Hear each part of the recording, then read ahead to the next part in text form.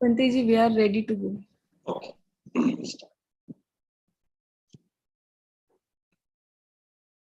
नमो तस्सा भगवतो अरहतो सम्मा संबुद्धस्सा नमो तस्सा भगवतो अरहतो सम्मा संबुद्धस्सा नमो तस्सा भगवतो अरहतो सम्मा संबुद्धस्सा इतिपिसो भगवारहं सम्मा संबुद्धो विद्याचरण संपन्नो सुगतो लोकविदु अनुत्तरो पुरिसदम्म सारथि सत्ता देव मनुष्याणां बुद्धो भगवाति नमो तस्स सम्मा संबुद्धस्सा ये च बुद्धा अतीता च ये च बुद्धा अनागता पच्चुपन्ना च ये बुद्धा अहं वन्दामि सर्वदा नत्ति मे शरणं गम्यं बुद्धो मे शरणं वरम् एतेन सच्चवज्जेन होतु मे जयमङ्गलम् उत्तमङ्गेन वन्देऽहं पादपंसो वरुत्तमम् बुद्धेयो कलितो दोषो बुद्धो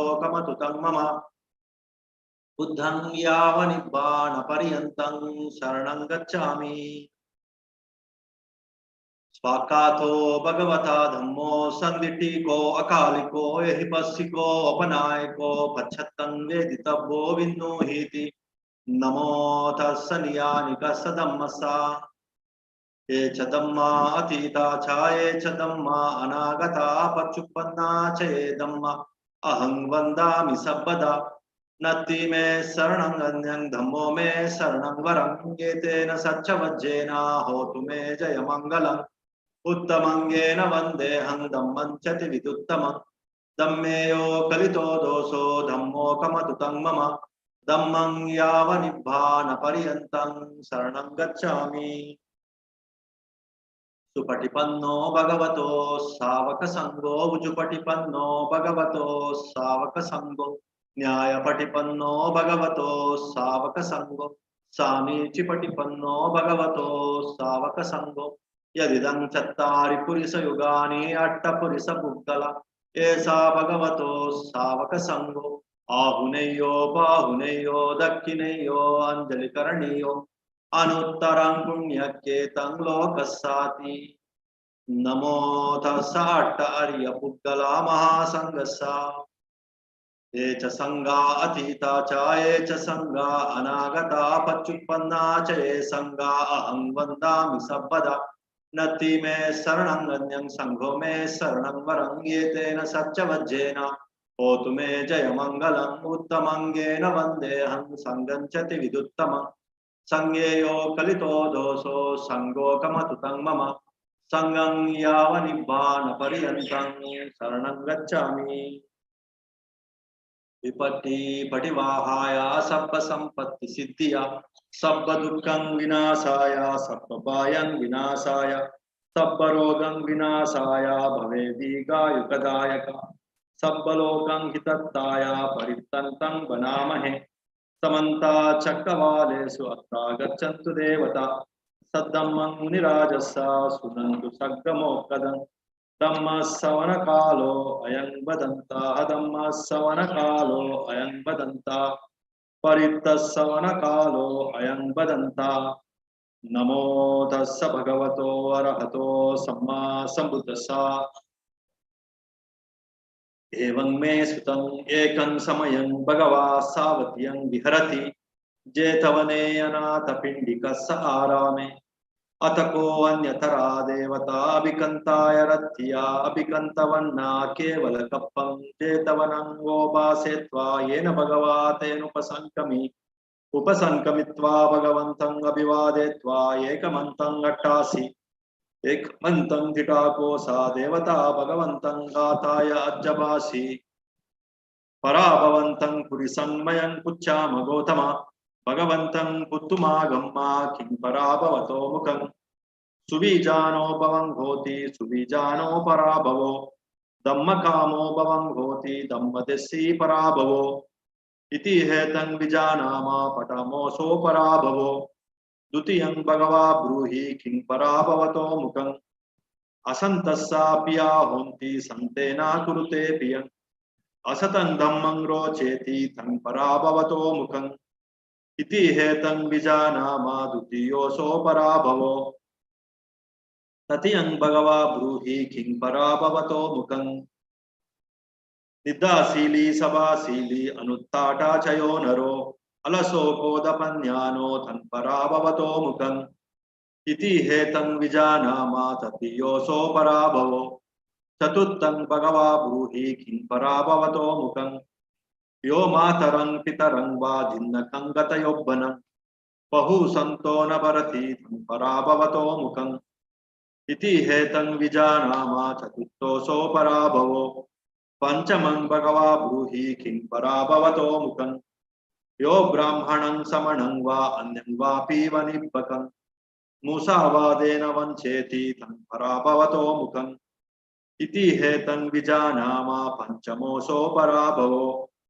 sattamang bhagava bruhi king parabhavato mukang pahuta vitto puriso sahiranyo sabojano Eko gunjati sadhuni tan parabhavato mukang iti hetang vijanama chattamoso parabhavo sattamang bhagava bruhi king parabhavato mukang jati taddo danat taddo gottadaddo chayo naro sanyating atimanyeti tan parabhavato mukang iti hetang vijanama sattamoso parabhavo attamang bhagava bruhi king parabhavato mukang Itti dutto sura dutto akkadutto chayo naro laddang laddang vinaseti tan parabhavato mukang iti hetang vijanama attamoso parabhavo navamang bhagava bruhi king parabhavato mukang sehi darehi asantutto vesyasu padussati dussati paradaresu tam parabhavato mukang iti hetang vijanama navamoso parabhavo Dasamang Bhagava Bruhi King Parabhavato Mukang Atita Yobbano Poso Aneti Timbaruttani Tassa Issana Supati Samparabhavato Mukang Iti Hetang Vijanama Dasamoso Parabhavo Eka Dasamang Bhagava Bruhi King Parabhavato Mukang Itting Sonding Vikiraning Purisangvapi Tadisang Issariyasming Tapeti Tang Parabhavato Mukang Iti hetang vijanama ekadasamoso parabhavo dvadasamang bhagava bruhi king parabhavato mukang appabhogo mahatanho katye jayate kule socharajjang patayati tan parabhavato mukang yete parabhave loke pandito samavekkhya aryo dasana sampanno salokang bhajate sivanti yetena saccavajjena sopino hotu sabpada Etena saccavajjena hotuno jayamangalam Etena saccavajjena patuno ratanatayam Sabityo vivajjantu sabbarogo vinasatu Mate bhavatvantarayo sukhidigayo bhava Bhavatu sabbamangalam rakkantu sabbadevata Sabbabuddhanubhavena sabbadhammanubhavena sabbasanghanubhavena Sada swati bhavantu te Vimina punya kamena mame bhala samagamo satan samagamo hotu yavan pan patya idang me punya kamang asava kayang hotu sabbadukka pamuchatu nibbana sampachayo hotu sadhu. So this today's chanting it's about the different means and ways, the different causes that lead to one's downfall. Parabhava means like one's downfall, one's defeat, one's failure. The different conditions that you create yourself out of, generally it's because of one's ignorance. We create the wrong condition and we end up in the wrong consequences, the wrong results. It is nothing but failure, which is nothing but defeat, which is nothing but one's downfall. He is not going in the upward direction, he is not succeeding, he is not progressing. There is say repeated failures, repeated defeats,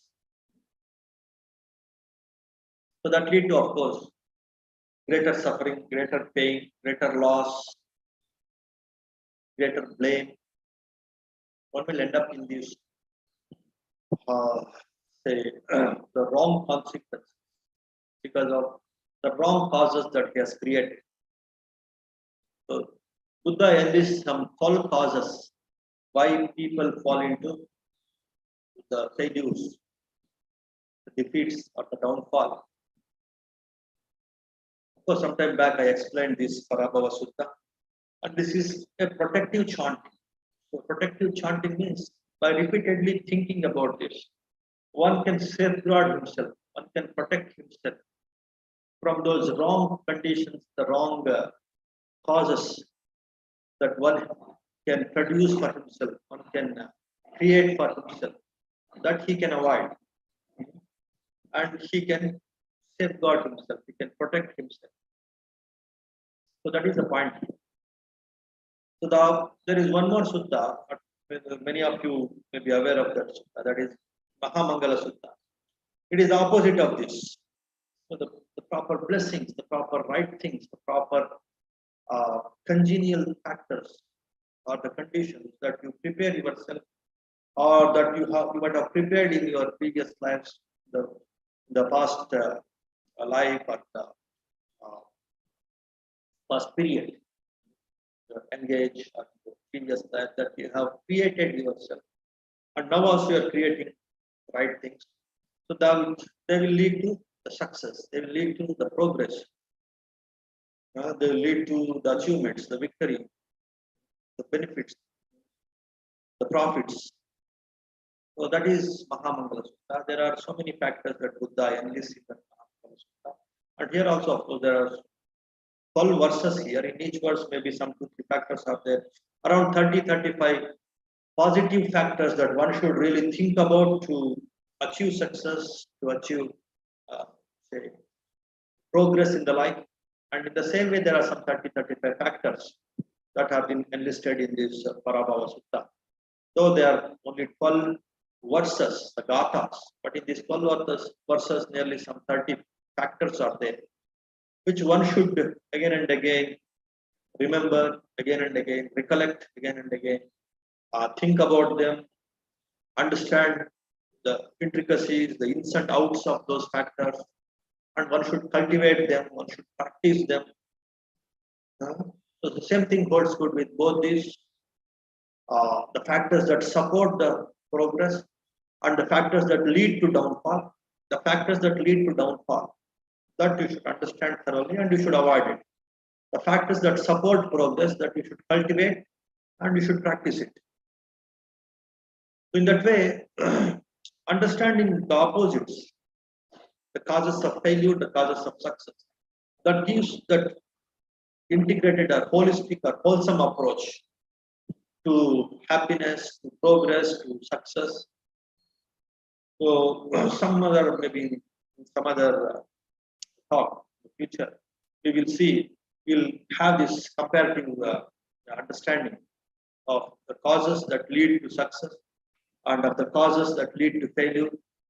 Just like we have learned about the Sukhavagga, the causes that lead to happiness and the causes that lead to suffering.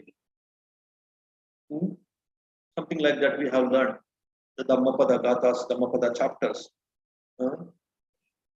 And then wisdom and ignorance, Balavagga and Panditavagga, that we have seen some time back.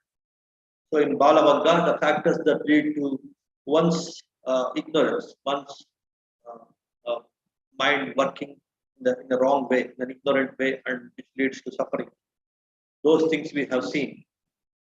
And simultaneously, we have seen the factors that will take one's mind towards sharpness, towards intelligence, towards wisdom. So comparatively, we have seen those different factors. Of course, if you know the factors that lead to suffering, then you will understand automatically the factors that lead to happiness also. But separately, if you study, if you learn, if you recollect, if you practice, then you will get an overall picture, a complete picture about happiness and suffering, about wisdom and ignorance, about today's chanting about the downfall, parabhava, and the blessing and the right things that take a person towards success, harmony, progress. So in that way, we can sometimes maybe future um, classes or future Dhamma talk, we will see the factors that lead to one's progress and the factors that lead to one's downfall. Today we have a different topic to discuss.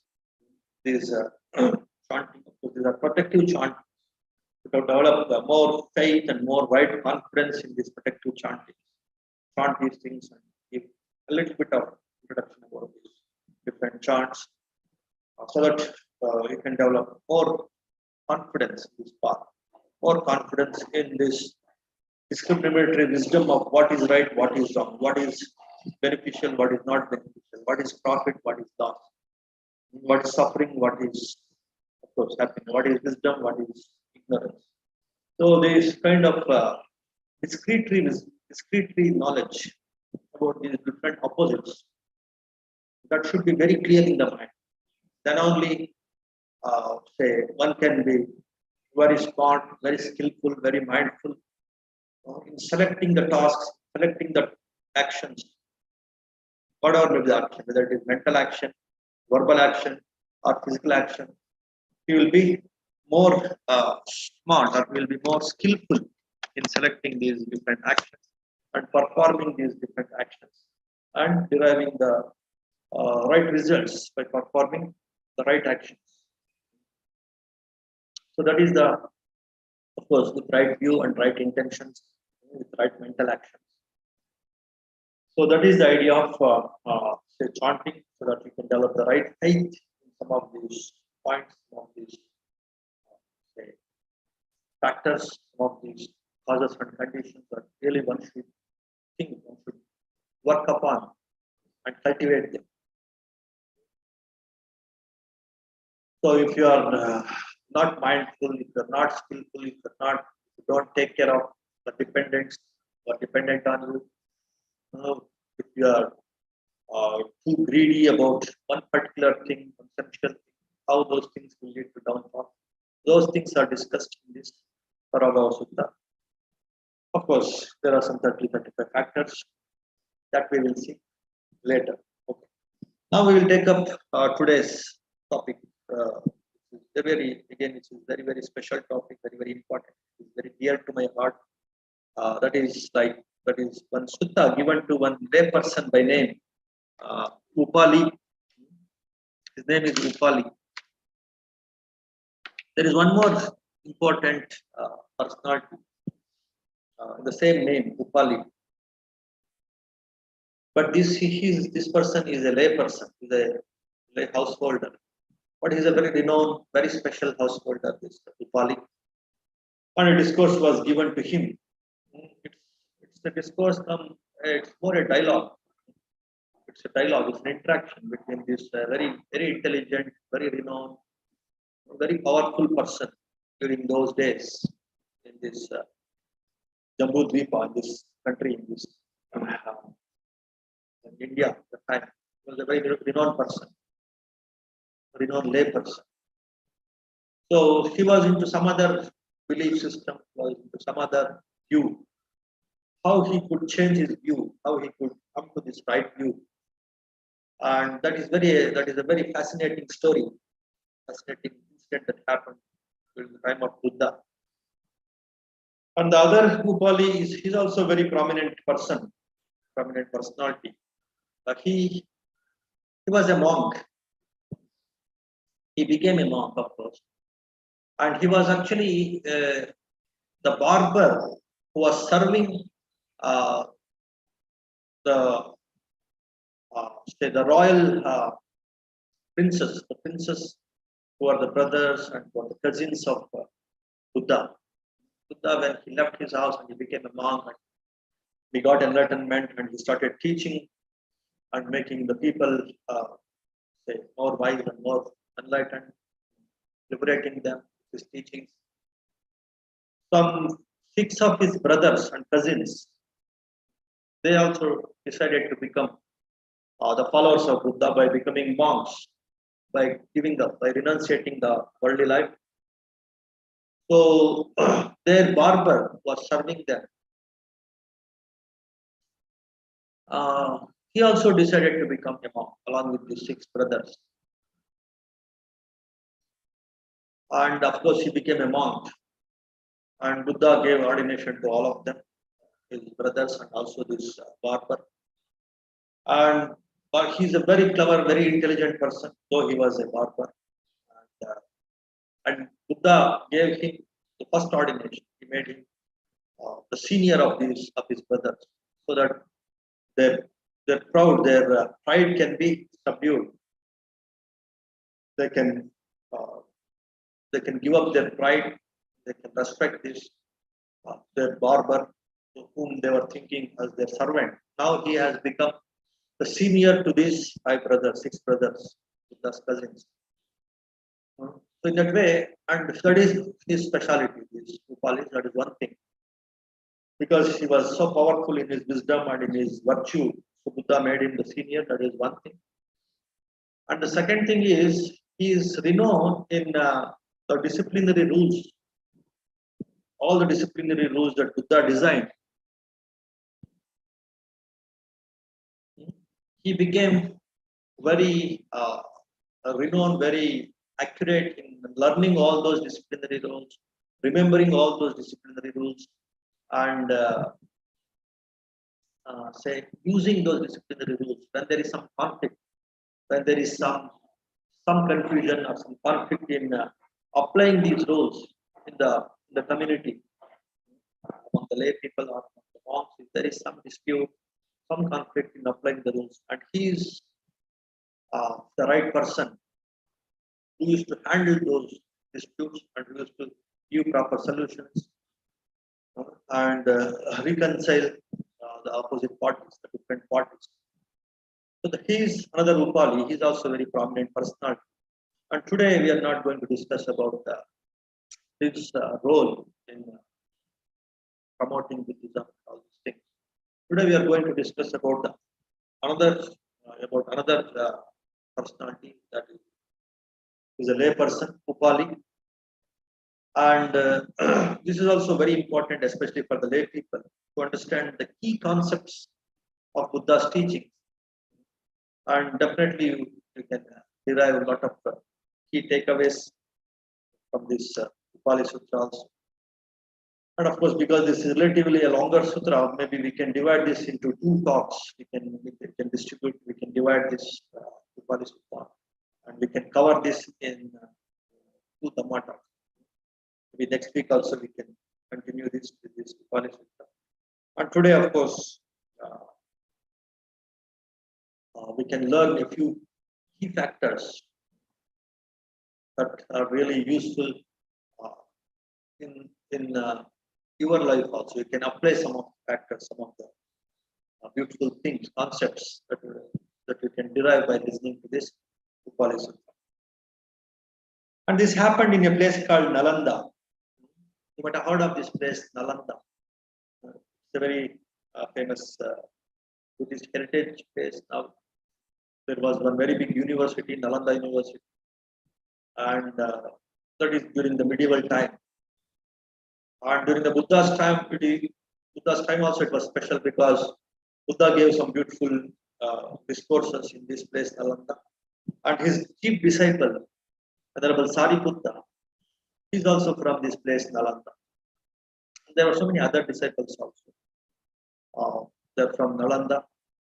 And in that way, from the time of Buddha, this place is very special. And during the medieval times, there was a great university, Nalanda University, which used to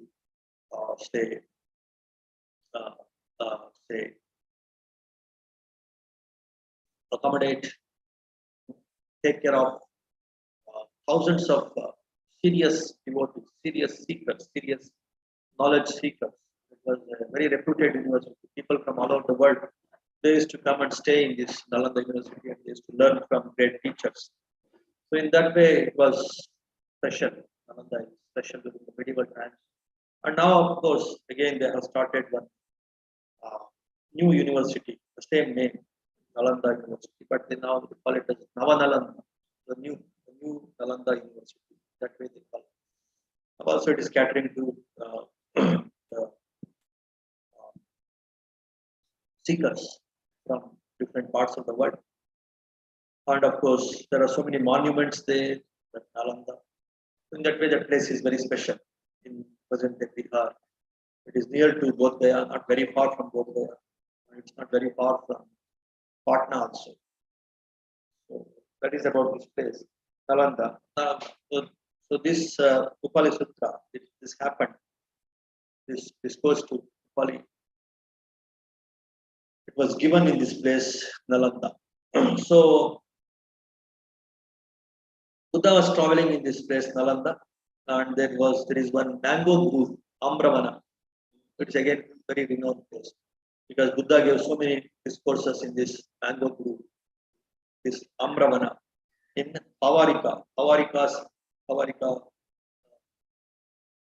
It is the name of the person who was owning that mango grove, and Buddha used to give lot of discourses in that mango grove. So he was traveling there. What happened? At that time, Nigantanatha Buddha was residing at Nalanda together with a large assembly of Jain ascetics. Nigantas, they were called Nigantas, and this Nigantanatha Buddha, he was the leader of these Nigantas. It is again one community. They say it is a present Jain community. The Jains, so their founder, the leader, not founder, one of the successors, one of the teachers in that lineage, he is Nigantanatha Buddha. So he was having his own community of disciples, and he was staying in that place, Nalanda. He was staying there.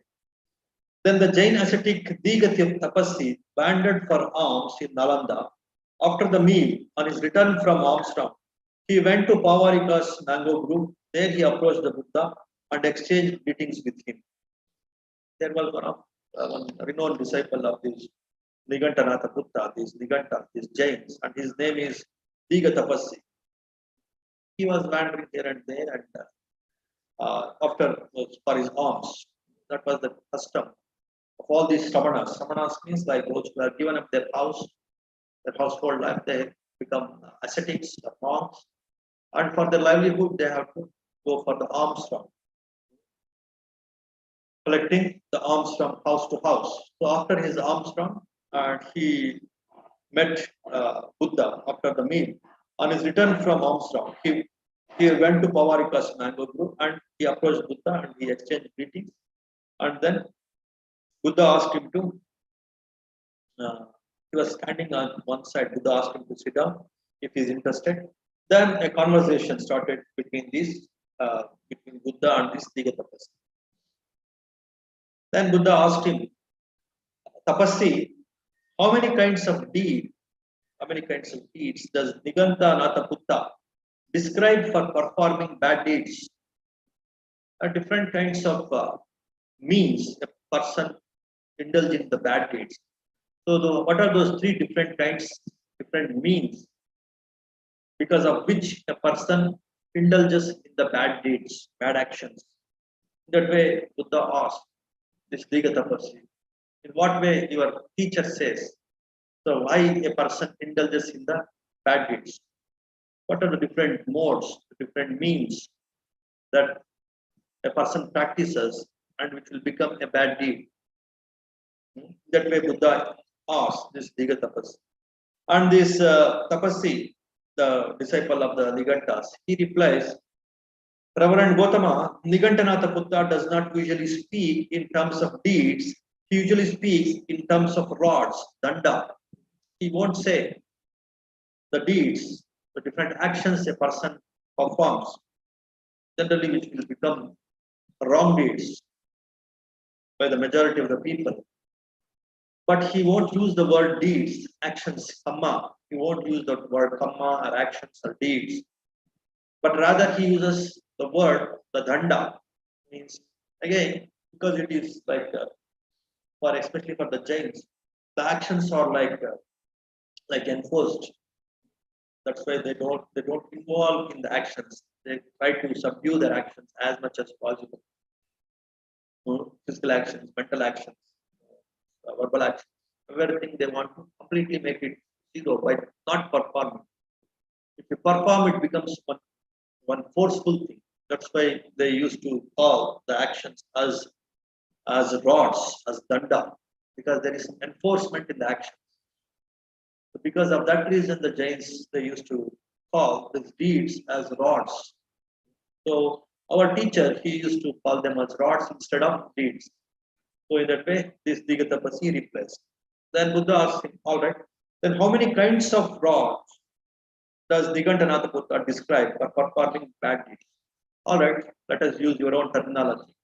The danda, the rods. So how many kinds of rods that your teacher talks about, which are responsible for the bad deeds, the bad actions?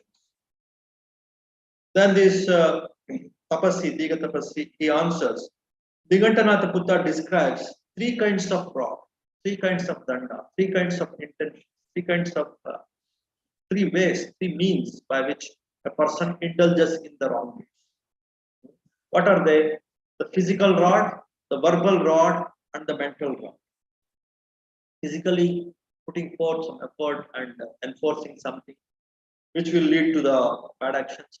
The verbally enforcing something which will end up in the verbal rods, and mentally also thinking something, and that will also become a mental rods. In that way, there are three kinds of rods that this Nigantanatha Buddha, the leader, the teacher of these Nigantas, of this Digatapasya also, he talks about these three kinds of rods which lead to the wrong deeds.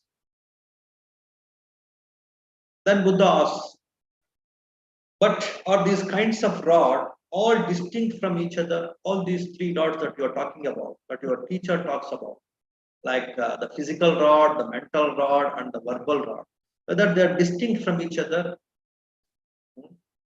whether they are quite significant and each one of them have their own weightage, whether they're quite distinct and significant, all the three of them in that way Buddha asks. Then he says, yes, each one of them has their own significance, have their own power and impact and role in making a man, in making a person to indulge in the wrong deeds. That way, this Digatapasi he replies. Of the three rods, thus analyzed and differentiated by your teacher, which rod does Nigantanatha Buddha describe as being the most blameworthy, most significant, most powerful of these three? Which one is most blameworthy or most significant, more powerful? Which gives the powerful results, the powerful negative results to a person among these three, which is most powerful, most significant? So whether it is physical rod or the mental rod or the verbal rod. So in that way, Buddha asks this Digatapasi. Then what is Digatapasi? He replies, Nigantanatha Buddha describes the physical rod as being the most blameworthy for performing bad deeds, not so much the verbal rod or the mental. So this Digatapasi, he emphasizes more on the physical rod, the physical involvement in performing a particular action, which is generally a bad action. So the physical involvement is the major, say, influencer or major rod that has a tremendous impact on the action and the result of the action. So the physical involvement is important. The verbal and mental involvement is not much important. That's what our guru, our teacher, Nigantanatha emphasizes. In that way, this Digatapasi, he replies to Buddha's question. Then Buddha, he wanted to make it sure whether his answer is very correct, whether he has some doubts. So during those days, that was a custom. They used to ask the same thing thrice, three times. And all three times if he replies, then it is confirmed that that is their view. That is their final verdict, final version about their belief or about their knowledge, about their that assertiveness, the confirmation. If you ask the same thing 3 times and with the reply the same fashion, all say for all these 3 repetitions, 3 times they are repeating the same answer means then you are confirmed that they have that view, authoritative. So again, Buddha asks, do you say the physical rod tapasi? I say the physical rod, Reverend Buddha. Do you say the physical rod tapasi? I say the physical rod, Reverend Buddha. Again, 3rd time also, do you say the physical rod tapasi? Yes, sir. I say it is the physical rod, Reverend Buddha. That is what our teacher emphasizes. So the physical rod, your physical involvement in a particular action, that has a tremendous impact on the right or wrong of that particular action, and also the consequences of that particular action. The result of that action is determined by the physical involvement. That's what is our version. That's what our teacher emphasizes. In that way, this Digatapasi replies. When this was said, Digatapasi said to the Buddha, but Reverend Gautama, how many kinds of rod do you describe for performing bad deeds? That's the version of my teacher about how people involve in the wrong deeds. And among the 3 kinds of involvement in performing the wrong deeds, it is the physical action, it is the physical involvement that is the most powerful. That is the version of my teacher.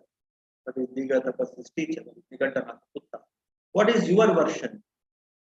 What is what is your way of defining the different reasons for wrong actions, and among the different reasons, which is the most powerful reason?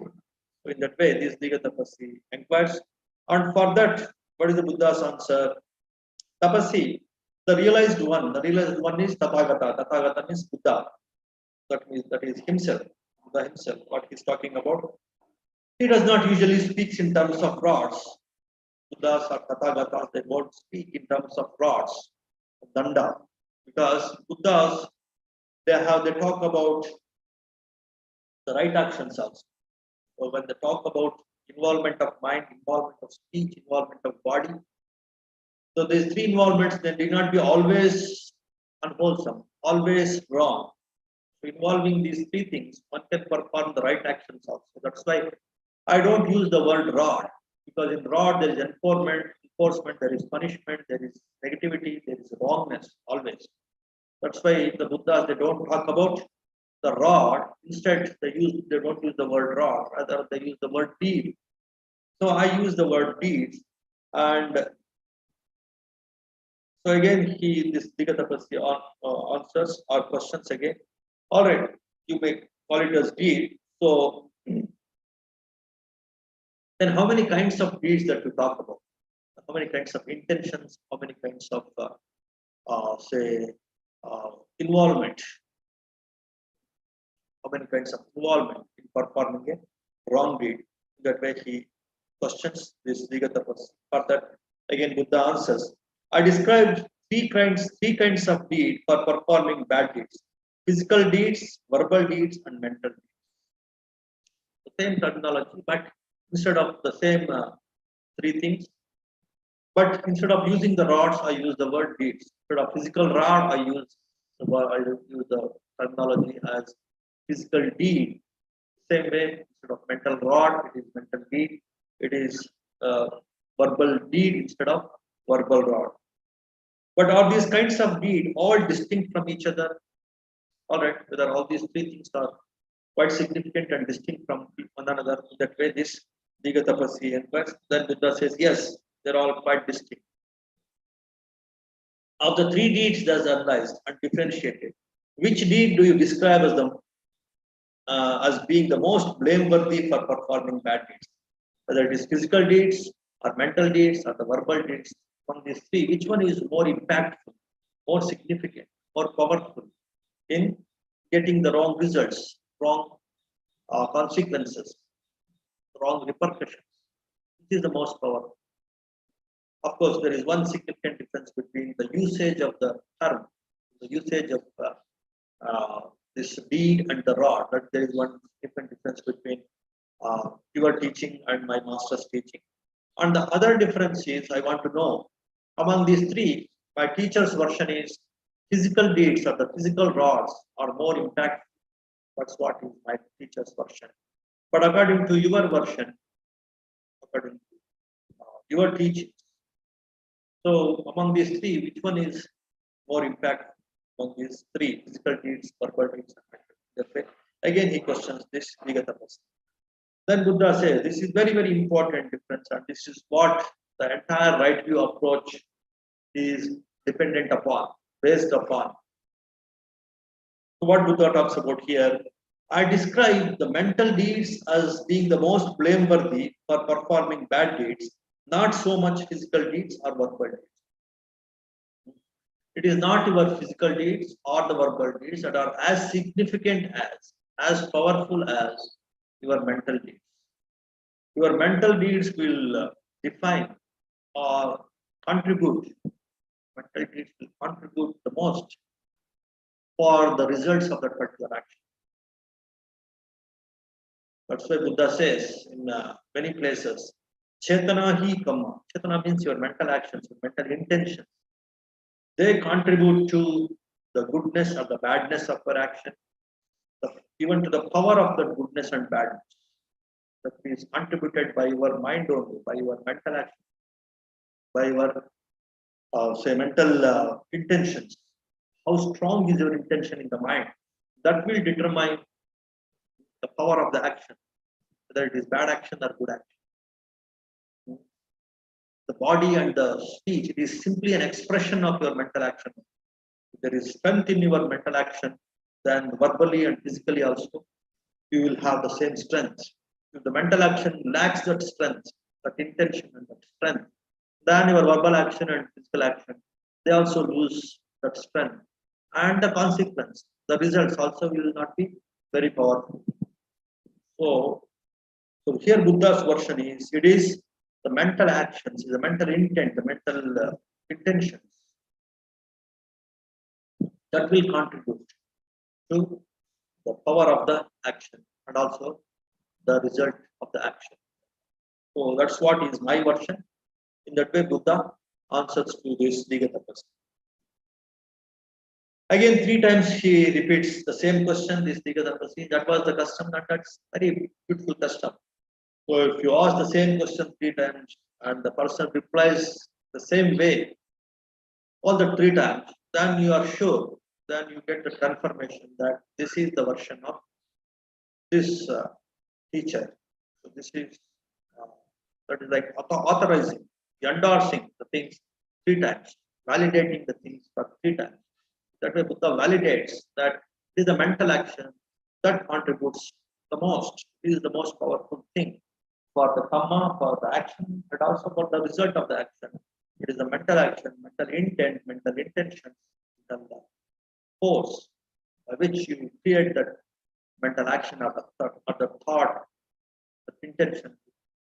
What force you create that intention, the thought, the action, that has a powerful impact on even the verbal actions and physical actions, and also while performing that action, and also to get the result of that action.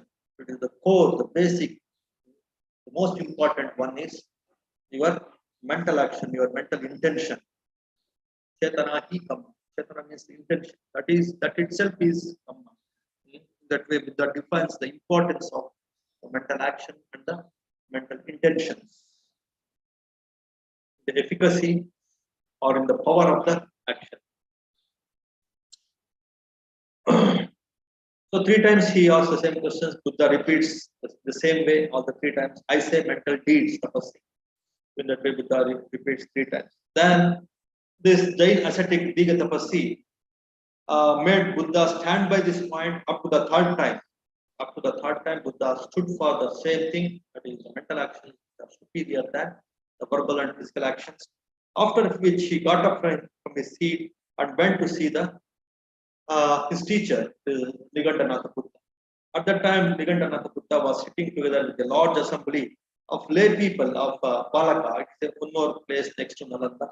So this Nalanda, this Upali is from that Balaka people. He was the leader of that Balaka people, and along with those Balaka people. This Upali was also, he was a great householder and was very powerful, a big businessman, great, he was a billionaire, like in the present day in India, like some, of course, he's very intelligent and he's not only a businessman, he was very religious also, very intelligent also, and very renowned also for his intelligence, for his generosity, for his hard work, for his skillfulness in his business.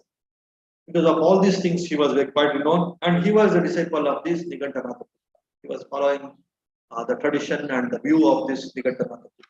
And he was very, very skillful in learning the teachings of this Nigantanatha and comprehending those things, and well versed in promoting the teachings of Nigantanatha. He was not only a intelligent and very successful businessman, a very renowned person in India. He was also very good in promoting this Nigantanatha, this Jain philosophy or this Jain's view to the people.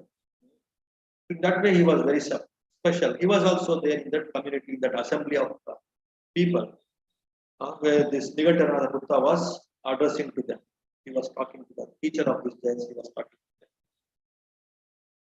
them. So this Nigantanatha saw Diga Tapasi coming off in the distance, from the distance, and said to him, "So Tapasi, where are you coming from?" In the middle of the day. So he saw Diga Tapasi, he was approaching the Nigantanatha in the assembly, and this teacher, he asked this Diga Tapasi, "From where are you coming?" Then he answers, "Just now I have come from the presence of the ascetic Gautama. I was having a conversation with the ascetic Gautama, that is our Buddha. So after having conversation with him, I am coming here." "But did you have some discussion with him?" "All right. So what did you discuss with him?" So, and what kind of discussion did you have with him? Then Diga Tapasi informed Nigantanatha of all they had discussed about the different kinds of rods, the three kinds of rods that you talk about, and the three kinds of deeds that Buddha talks about. And among these, which is the most prominent, significant one, the impactful one? What is their version? What is your version? What is our version? All those things we discussed. Then Diganta said to him, "Good, good Tapasi. Diga Tapasi has answered the ascetic Gautama like an educated disciple who rightly understands their teacher's instructions. Yes, you have understood my teachings correctly, and you have answered to the questions of Gautama Buddha in a proper way. I appreciate that. In that way, this Nigantanatha Buddha, the teacher of the Jains, he appreciated this Diga Tapasi, one of his disciples, for how impressive is the measly mental rod when compared to the substantial physical rod. Mental rod or the mental intentions are very, very insignificant when compared with the might of the body, might of the physique. What you answered is absolutely perfect. In that way, he appreciated. Rather, the physical rod is the most blameworthy for performing bad deeds, not so much the verbal rod. He validates, he endorses, he validates the this Diga Tapasi's version that the physical rod or the physical involvement in particular action is more significant than the mental intentions or the verbal intentions. That way, he validates this Diga Tapasi's answer to Gautama. When he said this, the householder Upali said to him, "Good sir, well done, Diga Tapasi. The honorable Tapasi has answered the ascetic Gautama like an educated disciple who rightly understands their teacher's instructions. For how impressive is the measly mental rod when compared with the substantial physical rod. Rather, the physical rod is the most blameworthy for performing bad deeds, not so much the verbal rod or the mental. The same way, just like their teacher, this Nigantanatha Buddha, he prized Diga Tapasi, he endorsed and validated and could validate the version of Diga Tapasi, the way he answered with that was perfectly all right. So the same thing was repeated by this Upali also. Upali also is a very renowned follower of this Nigantanatha Buddha. He is well versed in all the teachings of Nigantanatha Buddha.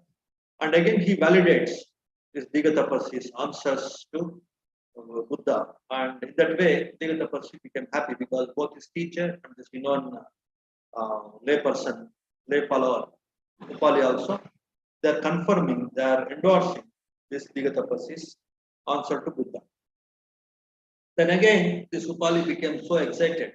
And again, what he said, I would better go and refute the ascetic Gautama's doctrine regarding this point. He was a very good debater, and he is a very powerful influencer, this Upali. So he was a householder. Then he thought, why don't I go and debate with Buddha and refute his version, his view that mind is superior, the mental intent is superior. So that version that Buddha is having, that I go and refute his version, his view, and I convert him. In that way, that thought came in his mind, in his Upali's mind. So if he stands by the position that he stated to Digatapasi, I will take him on in debate and drag him to and fro and round about like a strong man would drag a fleecy sheep to and fro and round about, taking him on debate. I will drag him to and fro and round about like a strong brewer's worker who toss a large brewer's seed into a deep lake, grab it by the corners and drag it to and fro and round about, taking him on debate. I will shake him down and about and give him a beating like a strong brewer's mixer would grab a strainer by the corners and take it down and about and give it a beating. I will play a game of ear washing with the ascetic Gautama, like a 60-year-old elephant would plunge into a deep lotus pond and play a game of ear washing. Sir, I would better go and refute the ascetic Gautama's doctrine from this point. He was so confident, a little proud also, it seems. So he thought, our version, our Jain's version, or our Vigatana's version, that physical might is superior than. But after all, this trivial, the thought process that arises and perishes in the mind, it is quite trivial when compared to the might of the body, might of this physicality. So I should go and refute Buddha that your mental thoughts and intentions are very, very weak, very, very weak when compared to the might of the body. So he has here there are some similes given here. Just like an elephant, it can play and it can completely destroy all the say flowers, lotus flowers, or whatever there in the pond. With its might, it will completely destroy, can completely destroy the pond, destroy the plant life in the pond. It can play as it likes because of its physical might. The elephant can play just like a skillful person in any profession for that matter, a brewer, a person who can make the who can remove the fleece from the sheep and who can handle the sheep in a very skillful way and authoritative. Any person like now in the present day is a very good pilot. He can play with the plane. He can somersault plane, make so many designs, acrobatics he can perform in his plane. A dancer, he can perform very skillfully with his dance steps. A musician or a person who is playing an instrument, some people they can play with their instruments like tablas and all. They can make the tablas to speak. They can make the flutes to speak. A powerful, a very, very skillful instrument player. The same way, he has given so many other similes which were suitable for that time. During those days, the common say things that people see, those things only he could take as the similes, and he could show that he is so powerful in this field, in this view, in this version of this Nigatana Buddha, and he has so much absorbed that version, and he could play with anybody in convincing this vision. The physical might is so powerful than the trivial intellectual thing. The mental actions are so trivial, so menial, so small when compared to the physicality. Like an elephant, it can destroy so many trees, so many other animals. But after all, a thought doesn't make any difference. It is the physicality that matters in conquering, in performing around it. So I am very sure the power of the physicality, and I can go and I can refute Buddha and I can convert him, and I'll see that he will be converted to this version, this view, instead of he's giving a lot of emphasis on the mind. So let him be out of that version and let him take our version. That is my intention. So I will go and refute this Gautama Buddha and see that he should give up his version and he should follow our version. So this Nigandanatha Buddha became very happy, and he knew the power of this arguing or debating power of this Upali, and also his power in so many other fields of the life, as a householder, as a businessman, as an intelligent man, as an influential person in the society, in the country. So he thought he is the right person. Upali is the right person to go and debate with Buddha and refute Buddha's version. Then he encourages and he gives permission to this Upali, this Nigandanatha. He says, "Go, householder, refute the ascetic Gautama's doctrine on this point. For either I should do so, or Digatapassi, or you should do so. So only three of us we can do that. We are capable. But you are good enough. Now you just go and refute Buddha's point.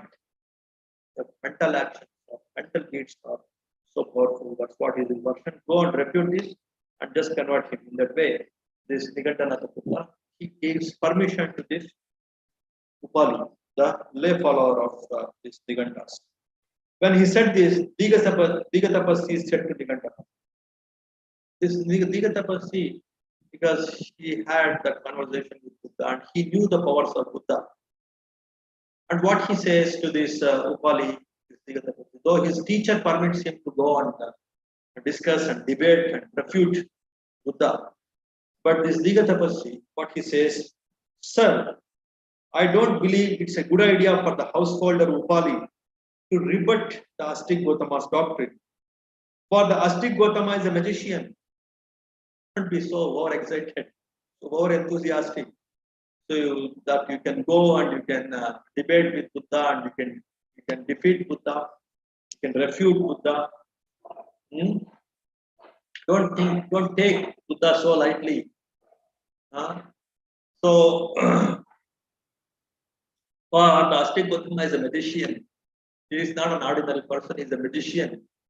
He will spell some magic things on you, and there is a possibility of you getting converted. He knows a conversion magic. He is quite smart. He is a magician. He knows the conversion magic.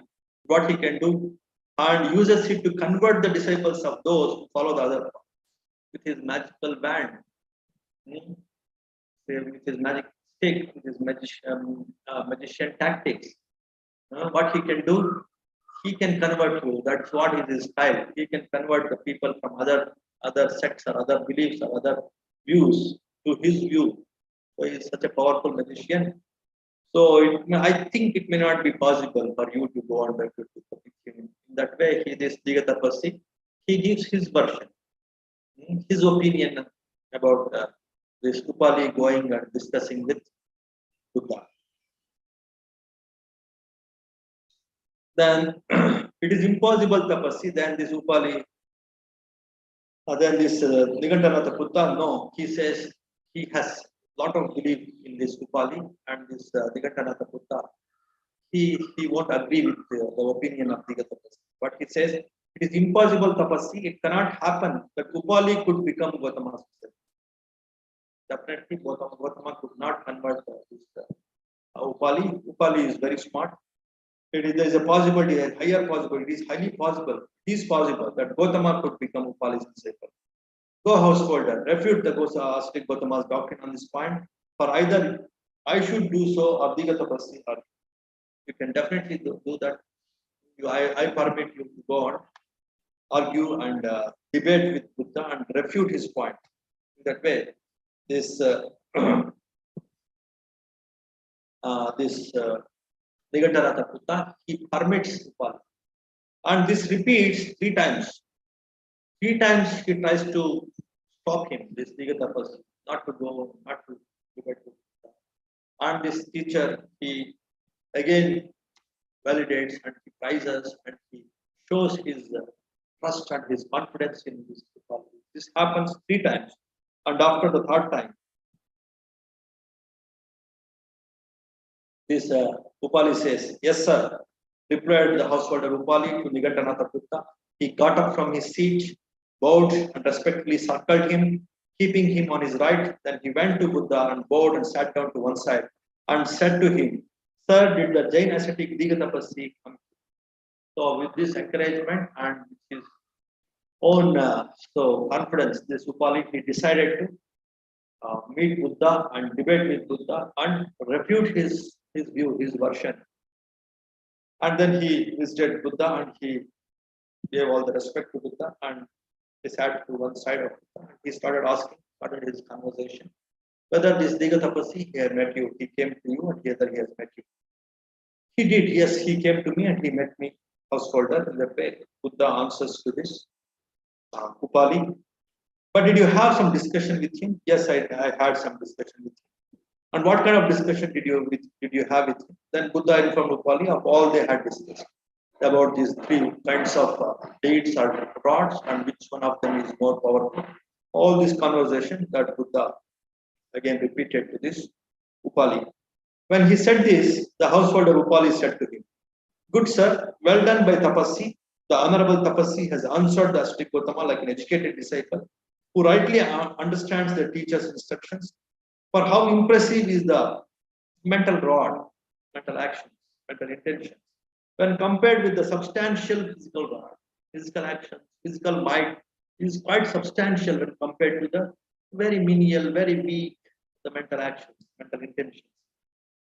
Rather, the physical rod is more blameworthy while performing the wrong actions, wrong deeds. So that way, though that after listening to the conversation, again which was repeated by Buddha, still he stood to his point, this Upali.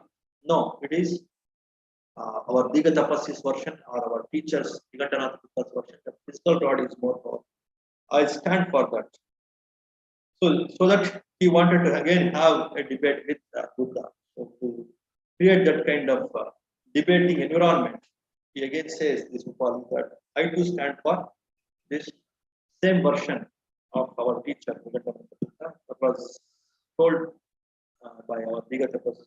It was discussed by our Digatapasi with you. That way, this Upali he again shows his intention, his interest to have debate on the same topic. And he again requests Buddha. So long as you debate on the basis to continue the discussion, the debate, then Buddha says, "All right, householder, so long as you debate on the basis of truth, we can have same discussion about this. But I can discuss with you, I can debate with you, no problem. But you should have inclination for the truth.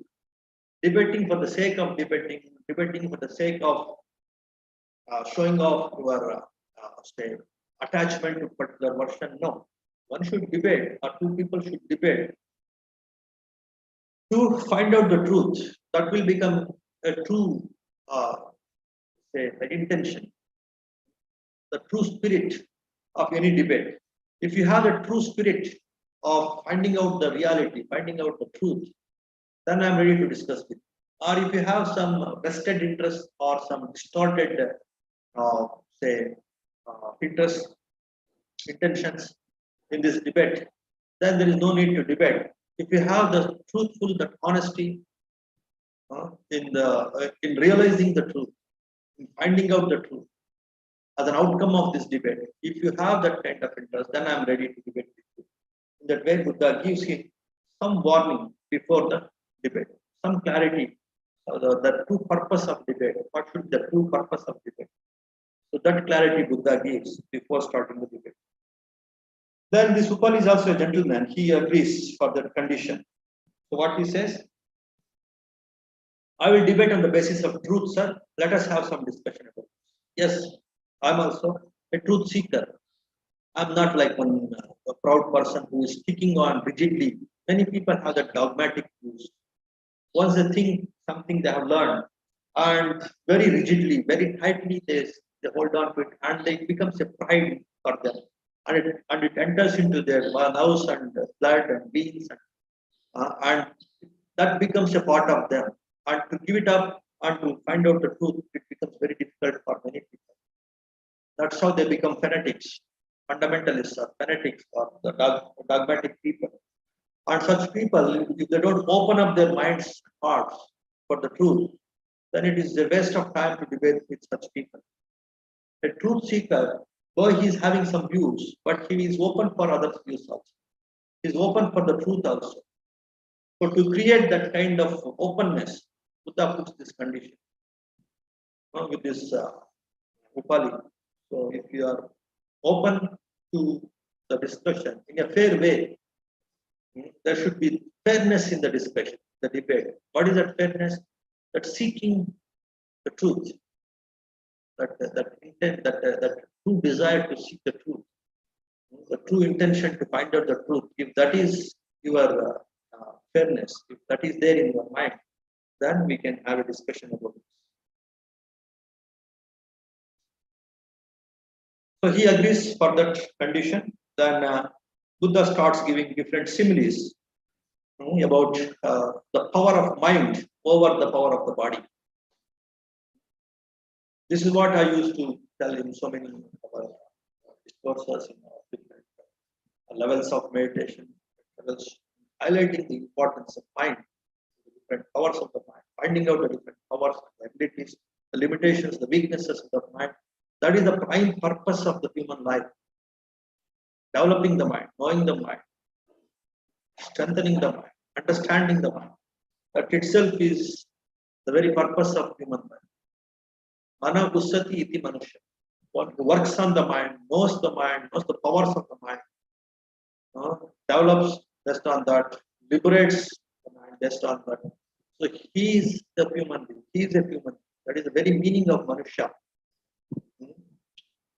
So that Buddha starts giving so many similes to highlight, to emphasize, to make this person, Upali, to realize the importance of mind. So he starts giving so many similes so that this Upali can understand through the similes. That is one beautiful way of Buddha's teaching. He used to give very common similes to emphasize the importance of whatever he is speaking, whatever concept that he is talking about. So some similes he used to make the people understand that particular concept.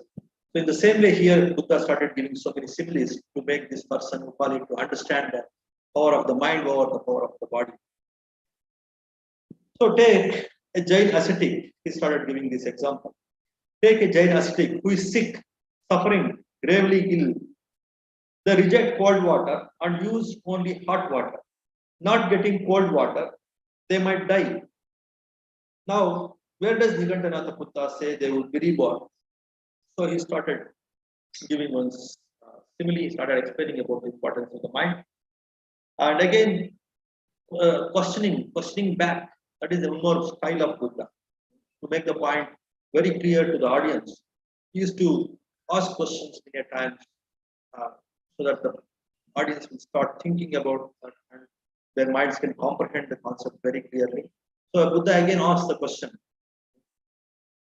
reverse questioning. So what he asked, this Upali. So now let us take an example, like one of the Jainastics, like your friends, one of your friends, let us say, who is sick, who is suffering, he is very, very ill. He needs water. That time, that is one of the customs of the Jains. They don't take cold water, thinking that in the cold water there will be some germs, there will be some microbes or some germs there may be there in the cold water. So if I drink that cold water, then I'm killing those germs. So they go to an extent, at an extreme way of even not to take the cold water, because there may be some germs, there will be some microbes or germs, and by drinking cold water, they indulge in what is called this killing of these germs. But I was in Burma, there is a rule that if you don't see anything, while walking also you kill many, while breathing also you kill many things. many microbes. So if you take that kind of extreme things, then you can't live. Or say you can't move, or you can't inhale also, you can't take breath also. So that is an extreme way of practice. So what I learned there in the monastery where I was learning meditation. Like whatever you don't see, so with your actions, with your speech, with your inhalation, with your eating, you may be killing thousands, billions of microbes, then you do not bother. That's not your botheration. You see something, and if you intentionally kill something, then it leads to what is called the wrong results, the wrong consequences. It becomes a wrong action. But unintentionally, not seeing the things, if you indulge in some kind of killing, then it will not amount to the actual killing. It will not become a wrong action. That's what is the Buddha's version. I just wanted to make it clear, the Buddha's version and the version of these Jains. So the Jains, you don't see also, if you think that if you take cold water and if you kill the beings in the cold water, the germs and the microbes, then it amounts to killing. So not getting cold water, so that that person dies, that ascetic dies, that the follower of this Nigatanath dies, he dies, then what happens? Now where does Nigatanath say they would be reborn? So in such a case, where you die because you don't get the water, because you think that by drinking cold water, you will indulge in killing, so you avoid taking cold water. Because of that, you die. Because you badly needed water, you didn't get, and you die. Then at that time, what happens to this person who dies? Then, sir, there are gods called mind-bound. They would be reborn there. Why is that? Because they died with mental attachment. So here they have attachment to water in the mind. With that attachment to water in the mind, if they die, if they will take birth in a place where the beings have some kind of mental attachments in their mind. So in that mind-bound spheres, mind-bound realms, they take birth. Think about it, householder. Again, you think and answer properly, because we are having a debate on this. The importance of physical might, this physical might or this physicality, or the mental might or the mentality. Based on these things, we are arguing, we are discussing, we are debating. Think twice and you answer. You should think before answering. What you said before and what you said after don't match up. You said that you would debate on the basis of truth. So before what you said, it is the physical mind that determines the karma, that determines the rebirth. But here, though you are not indulging in the physical killing of the microbes of cold water, but still your mind is so much attached to this water, you will take birth in the mind-bound world. That means your mental attachment will take you to take birth in some plane of existence. That means your thought has an action, is a powerful action. It will push you to take birth in a particular world because of the craving for water. That is the mental action that will take you to the rebirth, that will take you to another birth. So in that way, it is a mental action, it is mental attachment, it is a mental craving that has led to the rebirth of this person, a sick person who died because of his attachment to water, craving for water, his need for water. That need arises in the mind.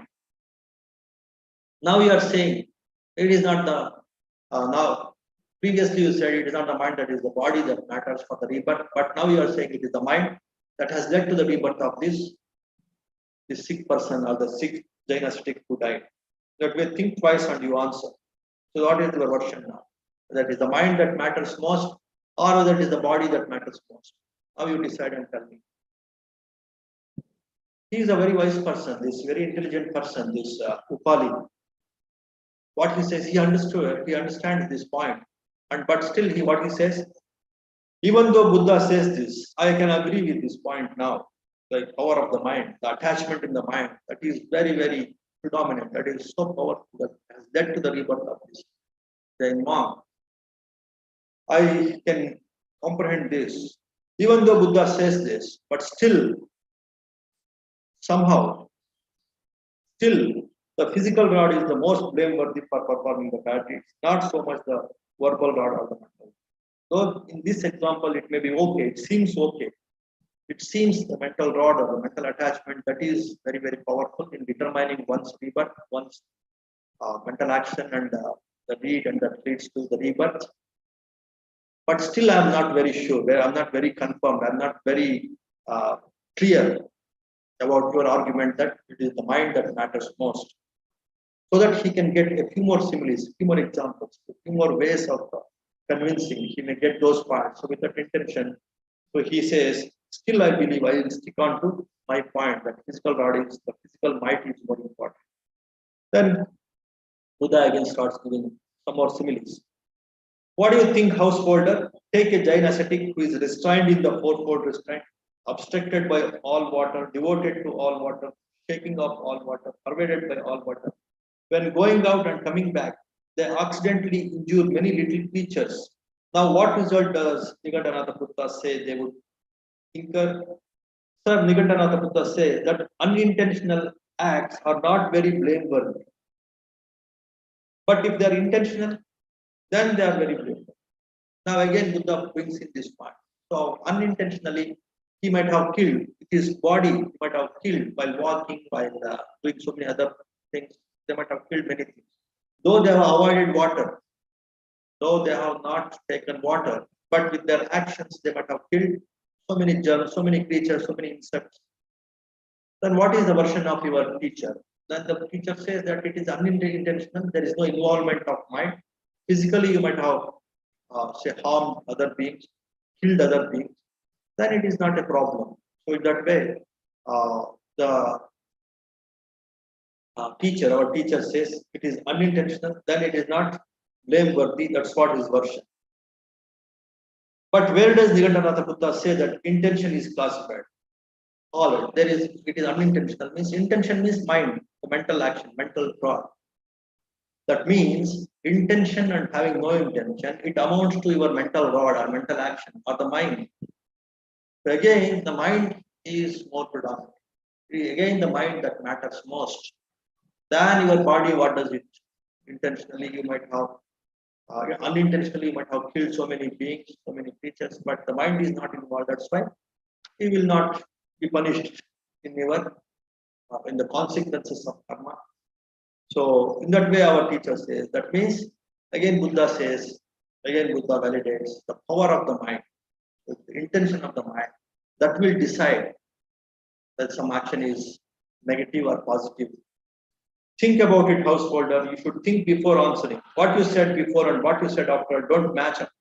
So previously what you said, it is a physical thing that will contribute to the action, the power of the action and the power of Dhamma and the power of the consequences of the action. But now you are saying, oh, there is no intention, there is no harm in killing beings without having intention. So you are saying that the intention that matters most. Indirectly now you are saying the intention that matters. But previously you said it is a physical thing, the physicality that contributes more to the action. But now you are agreeing with me that it is the intention that matters. So again, this Upali says, so it's okay, your point is okay, I agree. Even my teacher says it's the intention that matters most. That's why it's the mental rod that is dominant than the physical rod. But still somehow I stick on to my argument that it is the physical rod that is superior to the mental rod. So his intention is to get more and more explanation, more and more similes. So with that idea, he's again and again asking Buddha to give more similes so that he will become more clear about the Buddha's view of mental intentions of the mind is superior than the body. What do you think, householder? Is this Nalanda successful and prosperous and full of people? Yes, sir, it is. Indeed, it is. What do you think, householder? Suppose a man were to come along with a drawn sword and say, in one moment I will reduce all the living creatures within the bounds of Nalanda to one heap and mass of flesh. What do you think, householder? Could he do that? Yeah, this is also a good possibility. This prosperous city, Nalanda, so or physically powerful. with a lot of physical might. A person comes and he says, I will destroy this entire Nalanda with my sword. So with that idea, some person comes and whether he can destroy all the people in this Nalanda with his sword. So then, sir, even 10, 20, 30, 40 or 50 men could not do that. How impressive is one person, one who can do that? So this is such a huge, city, big city, so many people. So how can one person can destroy all the people in this city? Even 10 people, 20, 50 people can't destroy this. So the physical might has its own limitation. So what do you think, householder? Suppose an ascetic or a Brahmin with physical power who has achieved mastery of the mind were to come along and say, so not physical power, it's psychic power. He has achieved psychic power. There is something called psychic powers, the supernormal powers. So through meditation, through deep absorptions, people used to get during those days also the supernormal powers. They developed by thorough concentration and absorption of the mind. People used to float, people used to do so many things. People used to get so many supernormal powers. He has achieved mastery over the mind. He developed tremendous power on the mind. And he will come and say, I will reduce Nalanda to ashes with a single malevolent act of will, with his wrong will, wrong intention in the mind. And because of his developed mind through meditation and all. So, and of course, with some wrong intent, if he thinks that he would destroy the entire Nalanda, what do you think, householder? Could he do that? Is it possible for him to destroy the entire Nalanda? Then what this Upali answers? Sir, an ascetic or Brahman with psychic power who has achieved mastery of the mind could reduce 10, 20, 30, 40 or 50 Nalandas to ashes. What after all is one Nalanda? With psychic powers, people have done it previously. People can do now also.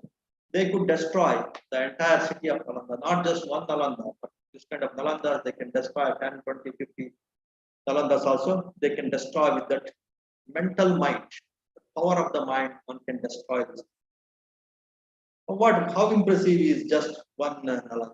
They can destroy 50 Nalandas. It is nothing for them to destroy one Nalanda. That way, this Upali. And again, Buddha says, whatever you're answering now and whatever you told me in the beginning, there is no matching. Previously, you said it is the physical might, but now you are saying it is the mental might that can destroy the whole Nalanda, tons of Nalanda like this. But physical might, it can't destroy. Even the physical might, the people who are having the physical might, their number may be 50, 100, they can't destroy this. But the mental might of one person can destroy entire Nalanda, or can destroy tens of Nalanda. But still, he stood that he was equal to his previous version that physical rod is more important than the mental rod. Is the way this Upali says, and to extract, to get more and more similes and more convincing answers from Buddha. Then again, Buddha says, have you heard how the wilderness of the Dandaka, Kalinga, Mejja, and Matanga came to be that way? There were so many wild forests during the time of Buddha. Dandakaranya, you might have heard of that. Dandakaranya, Kalingaranya, Mejjaranya, Matangaranya. They were all now full of wilderness. They were big jungles now. Have you heard of that? Yes, sir, I heard of that. Why they became such big wilderness places, wild jungles? Because it was because of a malevolent act of will by hermits that the wildernesses of Dandaka, Kalinga, Majja, and Matanga came to be that way. So because of some hermits, they actually cursed the people. They were all big cities previously because they were cursed by some hermits. Now they become jungles. So in that way, this Upali answers. Then again, Buddha says, you see again the previous thing, and now what you are saying, there is no matching. Again, you think and you decide. Then he says, sir, I was already delighted and satisfied by the Buddha's very first simile. The first simile you spoke about the dynastic who could not drink cold water, who could not get hot water, he dies and he takes birth in the mind-bound realm because of his attachment to a particular thing in the mind. So that itself, the very first simile itself could convince me. But again and again, I wanted to know more and more wise similes from you and to get the clarity about the power of the mind or the power of the body. So again and again, I requested you, or I just say, ask you to give more similes. Nevertheless, I wanted to hear the Buddha's various solutions to the problem. So I thought I would oppose you in this way. So I started arguing and debating. So please forgive me. I am very much satisfied with the first simile itself. And after all these four similes, I am very much convinced that mind is superior over the body. Physical mind is inferior, very, very inferior compared to the might of the mind. That I completely agree. Excellent, sir, excellent. As if he were writing the overturned and revealing the hidden or pointing out the path to the lost or lighting a lamp in the dark so people with good eyes can see what's there. The Buddha has made the teaching clear in many ways. I go for refuge to the Buddha, to the teaching and to the mendicant Sangha. From this day forth, may the Buddha remember me as a lay follower who has gone forth refuge for life. I'm thoroughly convinced with your answer. I'm completely happy with this and I'm changing my view now. Though he was supporting millions of Jains, the Nigantas, was a great supporter, great follower. Immediately with this conversation, he decided to become the follower of Buddha, follower of this view. It's just a matter of view. Change in view is conversion actually. It is not simply following some nonsense tradition or nonsense custom. That is not the conversion. The change in the view. View means like the path and the goal.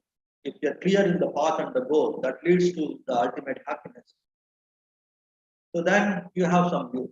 So people take different views, different paths with an idea of that is a superior goal and that is a superior path to reach that superior goal of happiness. People have different views. Here in this case, it is like the physical mind, the physical actions. They are more important. That was the view. That's why they torture their body. So much so that when there is a lot of torture in the mind, there will be definitely torture in the body and mind. They go together. And you can't cleanse, purify your mind and you can't derive the true happiness from within. So that's why all this approach, the Buddha's approach is mind-centered approach. Mind is superior. The mind that matters, everything. Manopubbhangamadam, everything arises from the mind only. Whether it is body, whether it is everything, all the matter around you or the whole universe arises from the mind only. And the repeated rebirths and the inner happiness. Whatever you say, it arises from the mind only. Whatever you see, whatever you think, whatever you say, whatever you perform, whatever action, good or bad, everything, the root is in the mind. So that is actually the mind-centeredness. That is actually the right view to approach happiness. To start learning the importance, the power of the mind and start working on the mind. Then you can fix the problems of the body, problems of the matter, problems of the society, problems of the country, problems of the world, problems of the entire existence. So that kind of mind-centered approach, mind-centered view is the right view. It is not the body-centered view or some soul-centered or some God-centered views. Again, the soul, God, again, they are the ideas that arise in the mind only. So in that way, this mind-centeredness, to highlight the importance of mind-centeredness or the mind-centered right view. So I have taken this subject today, this topic today, this Upali Sutta. And again, there are three beautiful points that here I want to highlight now. Then I conclude today's talk. And then, of course, we can continue the same talk after she left Buddha, this Upali. What next he does? That is also interesting. That we will see in the next Dhamma talk next week. Then Buddha says, now, all right, you are all happy with this view of our view, this mind-centered view, the importance of mind you understood. But you don't take such a quick decision. See the beauty of, say, the magnanimous personality of Buddha. So don't take that immediate decision. Householder, you should act after careful consideration.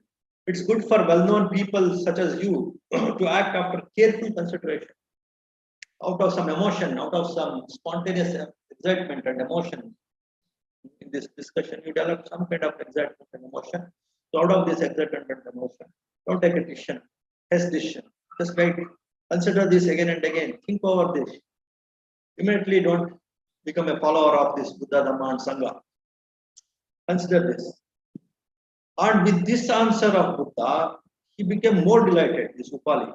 What he says, now I am even more delighted and satisfied with the Buddha, since he tells me to act after careful consideration. Use your wisdom, use your logic, use your analytical power. Think about it from different angles.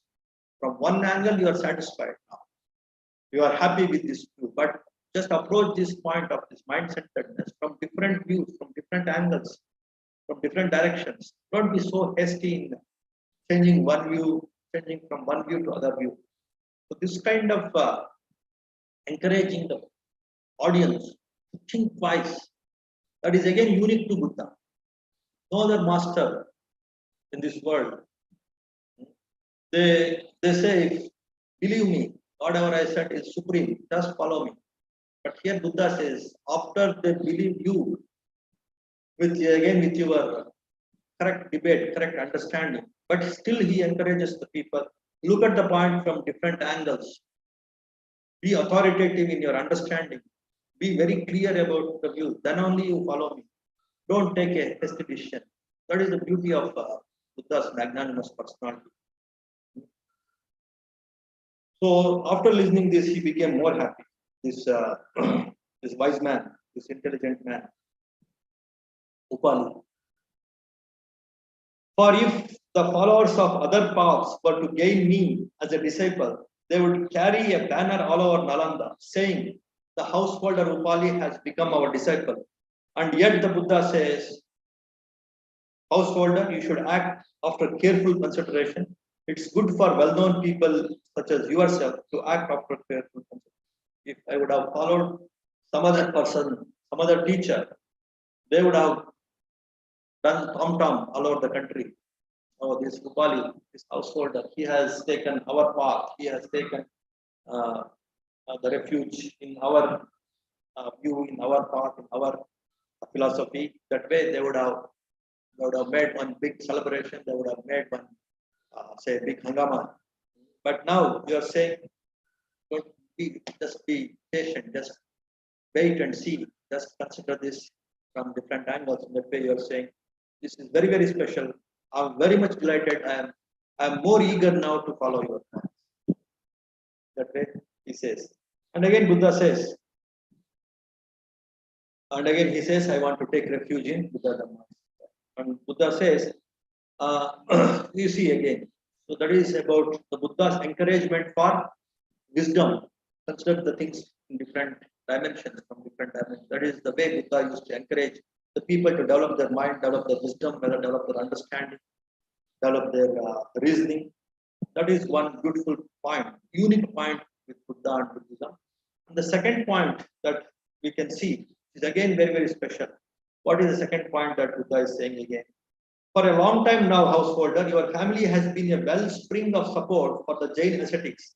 You should consider giving alms and support them when they come to you. Again, Buddha, see his compassion. See, whatever wisdom he has, he wants to promote the same wisdom among his disciples, of the audience, of the followers. So be considerate, be logical, be analytical, look at the things from different angles. That is one way of developing one's wisdom. So be mindful. So all these things Buddha is encouraging. That is the first point that they have seen. Not blindly follow something. And the second point, be considerate to other people also. Though you follow this path, you are supporting the Jains. From so many years, so many Jains you are supporting. And you should be compassionate for them also. Once you follow this path, don't ignore them. Whatever support you are giving to them, don't stop those things. You see the compassion.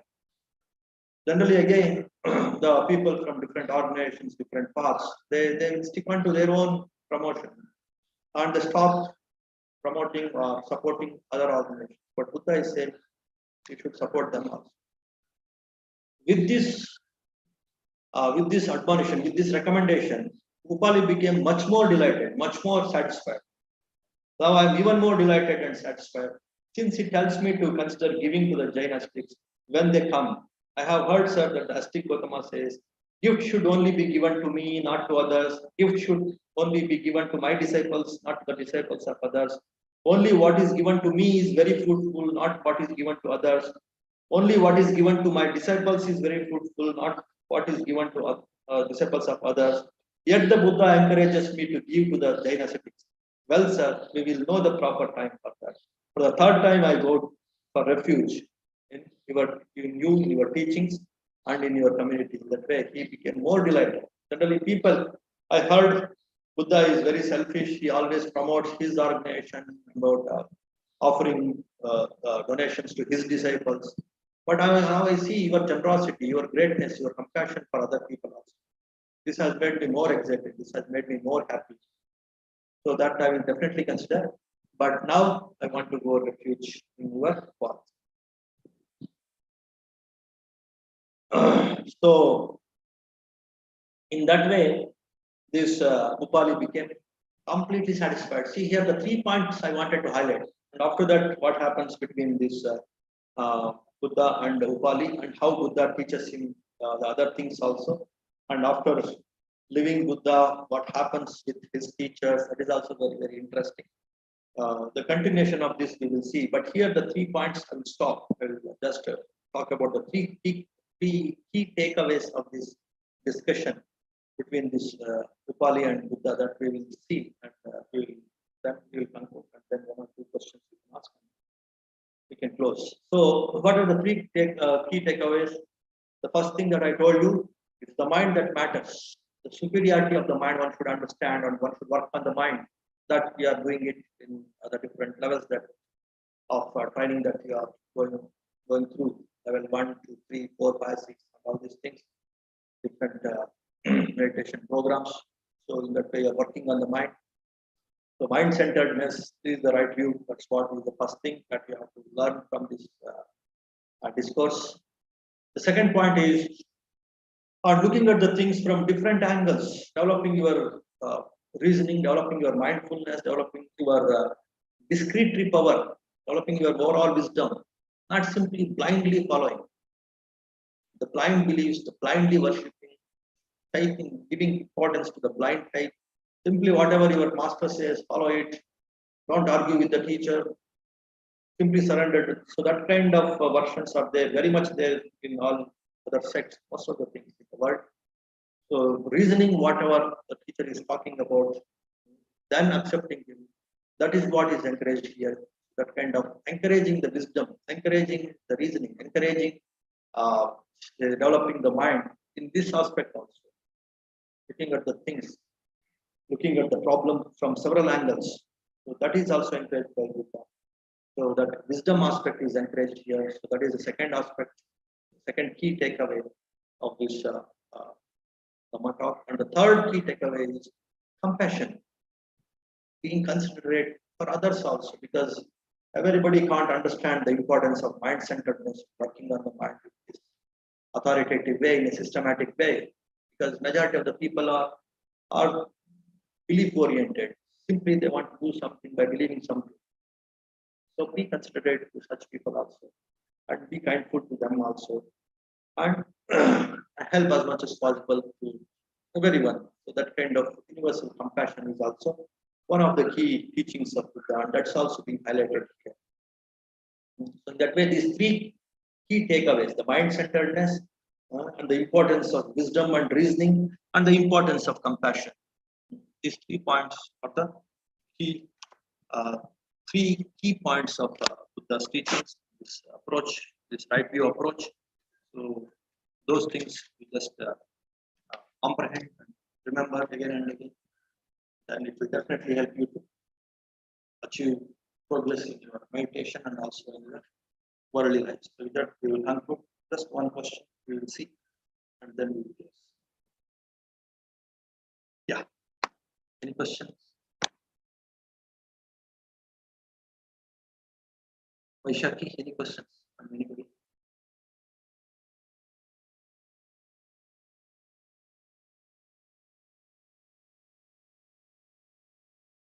Vaishaki.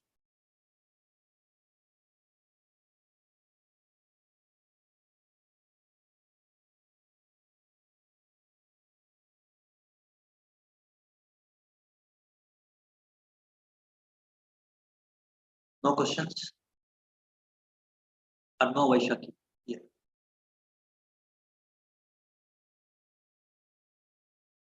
Anirudh?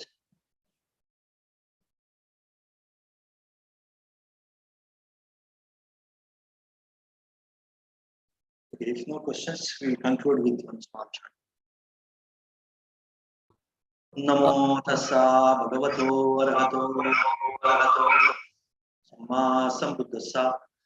Namo tassa bhagavato arahato samma sambuddhassa.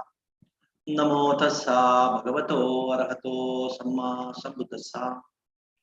Bhavatu sabba mangalam rakkantu sabba devata. Sabba buddhanubhavena, sabba dhammanubhavena, sabba sanghanubhavena. Sada soti bhavantu te. Sukhi bhaveyan nidukho. Aham nicha aham viya. Ida cha me sukhi hontu. Majjata chatavedino. Imam hidam mante dhamme. Satta hontu sukhi sada. Tato parancharajyesu. Chakkavalesu jantano. Sat. Sat. Mangal. May all of you be happy, healthy, and peaceful. May all beings